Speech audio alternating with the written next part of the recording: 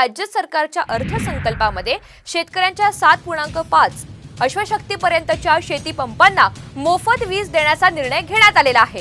या निर्णयाचा राज्यामधील 44,05,000 शेतकऱ्यांना मोफत वीज मिळणार असल्याची घोषणा सरकारने काल केलेली आहे।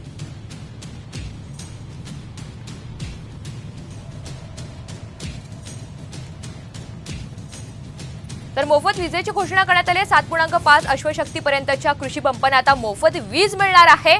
44,05,000 शेतकऱ्यांना याचा मोठा फायदा होणार आहे। मोफत वीजेसाठी 14,761 कोटींचं अनुदान हे घोषित करण्यात आलंय। 8,50,000 शेतकऱ्यांना सौर पंप देण्यात येणार आहेत। आणि निवडणुकीपूर्वी सरकारने आता या संदर्भातली मोठी घोषणा केल्याचं बघायला मिळतंय।